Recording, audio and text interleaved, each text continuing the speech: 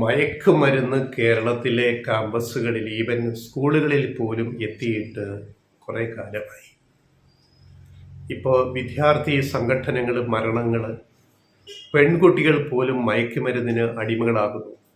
ഒരു വലിയ വിഷയമാണ്. ഇപ്പോൾ ഈ നിയമസഭ ഇപ്പോൾ ചർച്ച ചെയ്തു. നിയമസഭാ സമ്മേളനം നടന്നുകൊണ്ടിരിക്കുകയാണ്. മുഖ്യമന്ത്രി പിണറായി വിജയൻ ഒരു സ്റ്റേറ്റ്മെൻറ്റ് നിയമസഭയിൽ അവതരിപ്പിച്ചു. അതിനെതിരെ വി.ഡി. സതീശൻ പ്രതിപക്ഷ നേതാവും രമേശ് ചെന്നിത്തലയും രംഗത്ത് വരുന്നു. അടിയന്തര പ്രമേയ നോട്ടീസ് രമേശ് ചെന്നിത്തല കൊടുത്തു. നമ്മളിപ്പോഴും യാഥാർത്ഥ്യത്തെ അംഗീകരിക്കാൻ തയ്യാറാത്തത് എന്തുകൊണ്ടാണ്? മുഖ്യമന്ത്രി പിണറായി വിജയൻ നിയമസഭയിൽ പറഞ്ഞത് ഒരു വർഷം 25,000 കോടി രൂപയുടെ മയക്കുമരുന്നാണ് വിദേശത്തുനിന്ന് ഇന്ത്യയിലെത്തുന്നത്. 25,000 കോടി ഇന്ത്യയിൽ. അതിൽ 100 കോടി കേരളത്തിലെത്തുന്നു. 100 കോടി വിലയുള്ള മൂല്യമുള്ള മയക്കുമരുന്ന് കേരളത്തിൽ 25,000 കോടി. അപ്പോൾ പക്ഷെ പ്രതിപക്ഷം ഇപ്പം പറഞ്ഞിരിക്കുന്നത് എന്താണ്? 25,000 കോടിയുടെ മയക്കുമരുന്ന് കേരളത്തിലെത്തുന്നു. കേരളം എന്ത് ചെയ്യുന്നു? പിണറായി സർക്കാർ അവിടെ പിണറായിക്കാ പഴി എന്ത് ചെയ്യുന്നു? കൃത്യമായ കണക്ക് വെച്ച് പറഞ്ഞെന്താണ്? 25,000 കോടി രൂപയുടെ മയക്കുമരുന്ന് ഒരു വർഷം ഇന്ത്യയിലെത്തുന്നു.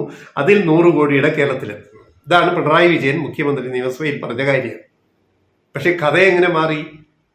സർക്കാർ ദുർബലം, പരാജയപ്പെട്ടു. മയക്കുമരുന്നിന് അടിമകളായിട്ട് കുട്ടികൾ മാറുന്നു. സത്യമാണ്. ഇവിടെ സർക്കാരല്ല ഒന്നാം പ്രതി.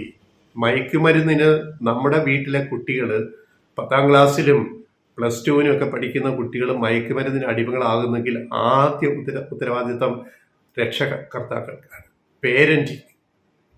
പേരൻറ്റിങ് എന്ന് പറയുന്ന ഏറ്റവും വലിയൊരു കാര്യമാണ്. പിന്നെയാണ് സ്കൂൾ വരുന്നത്. നമ്മൾ കുട്ടികളെ വീട്ടിൽ ആദ്യം പേരൻറ്റിങ് അങ്ങനെ പഠിച്ചിട്ട് കുട്ടികളെ വളർത്തണം. കുട്ടികളുടെ പെരുമാറ്റത്തിൽ ഒരു സംശയം ഉണ്ടെങ്കിൽ അച്ഛനോ അമ്മയോ ബന്ധുക്കളോ അടുത്തവരോ ഇടപെടണം. അത് എത്ര വീട്ടിൽ നടക്കുന്നു? ഇപ്പോൾ അവിടെ കോഴിക്കോട് ഈ ഷഹബാസിനെ കൊലപ്പെടുത്തിയ സംഭവം അതിമാരകമായിട്ട് തലയോട്ടി പൊട്ടിപ്പോയി മരിച്ചു. കഴിഞ്ഞ വർഷം ഇതേ സമയത്ത് അവിടെ സംഭവം ഉണ്ടായി, ഇതുപോലെ അടിപിടി ഉണ്ടായി. അന്ന് ഇപ്പം കേസിൽ പ്രതികളായ ഈ പറയുന്ന ഈ കുട്ടികളുടെ അച്ഛനും അമ്മയും ഒക്കെ വന്നിട്ട് അന്ന് അവരെ സംരക്ഷിക്കാൻ നോക്കി. ഈ മാതാപിതാക്കള് ഞങ്ങളുടെ കുട്ടികളൊന്നും ചെയ്യത്തില്ല എന്ന് പറഞ്ഞിട്ട്. ആരാണ് കുട്ടികളെ പിഴപ്പിക്കുന്നത്? മാതാപിതാക്കളാണ് ഒന്നാമത്തെ. രണ്ടാമത്തെ സ്കൂളിന് അവിടെ റോൾ ഉള്ളൂ. അപ്പം എന്തു വേണം? കുട്ടികളെ വീക്ഷിക്കണം. 3 തവണ മയക്കുമരുന്ന് കഴിച്ചു കഴിഞ്ഞാൽ ഇതിന് അടിമകളാകും കുട്ടികൾ. പെൺകുട്ടികൾക്ക് ജ്യൂസിൽ കലക്കി കൊടുത്താൽ മതി. 3 തവണ ഒരു പെൺകുട്ടി നമ്മുടെ വീട്ടിലെ 10ാം ക്ലാസ്സിൽ പഠിക്കുന്ന ഒരു പെൺകുട്ടി, അല്ലെ +2-ന് പഠിക്കുന്ന ഒരു പെൺകുട്ടി 3 തവണ ജ്യൂസിൽ അറിയാതെ കഴിച്ചു കഴിഞ്ഞാൽ അടിമയാവും. പിന്നെ ഈ പെൺകുട്ടി എവിടെയും പോകും. ഈ ആൺകുട്ടികൾ വിളിക്കുന്ന എവിടെയും പോവും, സെക്സിൽ ഏർപ്പെടും, എല്ലാം ചെയ്യും. അതാണ് മയക്കുമരുന്നിന്റെ വിശേഷം എന്ന് പറയുന്നത്. ഇത് മാതാപിതാക്കൾക്ക് മനസ്സിലാവണ്ടേ? അപ്പോൾ ഈ MDMA ആണ് ഇപ്പോൾ ഏറ്റവും വലിയ വില്ലൻ. മയക്കുമരുന്ന് MDMA ആണ്. MDMA ഉള്ളിൽ ചെന്ന് കഴിഞ്ഞാലുള്ള കാര്യം എന്ന് പറയുന്നത് നമ്മുടെ ഓരോ കോശങ്ങളെയും ഓരോ സെല്ലിനെയും ഉത്തേജിപ്പിക്കുകയാണ് MDMA ചെയ്യുന്നത്. മദ്യം കഴിക്കുന്ന പോലെ അല്ല. മദ്യം കുറെ കൂടെ സേഫാണ്. മര്യാദയ്ക്ക് കഴിച്ചാൽ കരളിനെ ബാധിക്കാതെ ആരോഗ്യം സൂക്ഷിച്ചു കഴിഞ്ഞാൽ മദ്യപാനം ഇത്രയും കുഴപ്പമല്ല. മദ്യപിക്കണമെന്ന് ഞങ്ങൾ ഉപദേശിക്കുന്നതല്ല. ലെഫ്റ്റ് റൈറ്റ് വോയിസ് കമ്പാരിറ്റീവ്ലി ഞങ്ങൾ പറയുകയാണ്, താരതമ്യേന മയക്കുമരുന്നിനേക്കാൾ അപകട സാധ്യത കുറവാണ് മദ്യം എന്ന് പറയുന്നത്. അപ്പൊ മദ്യം കഴിച്ചിട്ട് വണ്ടി ഓടിച്ചാൽ ഊതാൻ പറയും. ഊതുമ്പം മദ്യം കഴിച്ചൊന്ന് പിടിക്കും. അല്ലെ ആശുപത്രി പോലീസ് കൊണ്ടുപോയിട്ട് ചെക്ക് ചെയ്യുമ്പോൾ ബ്ലഡിൽ ആൽക്കഹോൾ കണ്ടന്റ് ഉണ്ടെങ്കിൽ കേസെടുക്കാം. പക്ഷേ MDMA പോലുള്ള മയക്കുമരുന്ന് കഴിച്ചാൽ ഒരു ബ്ലഡ് ടെസ്റ്റിലും ഊതിയാലും ഒരു മണവും ഗുണവും കിട്ടത്തില്ല. അത്ര സേഫായിട്ട് ഉപയോഗിക്കാത്ത ലഹരിയാണ് രാസലഹരി. കഞ്ചാവല്ല ഞാൻ ഉദ്ദേശിക്കുന്നത്. കഞ്ചാവ് പ്രകൃതി ഉള്ളതാണ്. ഇത് കെമിക്കലാണ്, രാസലഹരിയാണ്. ഈ രാസലഹരി ഉപയോഗിച്ചാൽ ഒരു ടെസ്റ്റിലും കണ്ടുപിടിക്കാൻ പറ്റത്തില്ല. പിന്നെ അപ്പം എങ്ങനെയാ ആദ്യ വഴി? വീട്ടിൽ നമ്മുടെ കുട്ടികളുടെ പെരുമാറ്റത്തിൽ വ്യത്യാസം വന്നാൽ, അവർ അക്രമവാസന കാണിക്കുകയാണെങ്കിൽ, അവരുടെ പെരുമാറ്റത്തിൽ ഒരു വ്യത്യാസം വന്നാൽ അച്ഛനും അമ്മയും അടുത്ത ബന്ധുക്കളും ആദ്യം സൂക്ഷിക്കുക. എവിടെയോ കുട്ടിക്ക് ഒരു അപകടം പറ്റിപ്പോയിട്ടുണ്ട്. അത് ആൺകുട്ടിയാവട്ടെ പെൺകുട്ടിയാവട്ടെ. അപ്പോൾ ഈ രാസലഹരി ഉള്ളിൽ ചെന്നാൽ MDMA ചെന്ന് കഴിഞ്ഞാൽ എല്ലാ കോശങ്ങളും ഉത്തേജിക്കപ്പെടുകയാണ്. മദ്യം പോലെ അല്ല.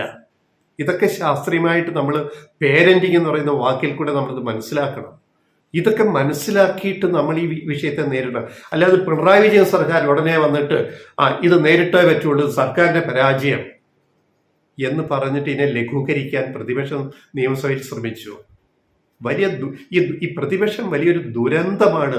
സത്യം പറയാം, വി ഡി സതീശന്റെ പ്രതിപക്ഷവും രമേശ് ചെന്നിത്തലയുടെ പ്രതിപക്ഷമൊക്കെ ഒരു വലിയ ദുരന്തമാണ്. ഈ വിഷയങ്ങളെ അഡ്രസ്സ് ചെയ്യാനോ ഇതിന്റെ വിഷയങ്ങൾ എന്താണ്, ഗൗരവം എന്താണെന്ന് മനസ്സിലാക്കാനോ ശ്രമിക്കുന്നില്ല.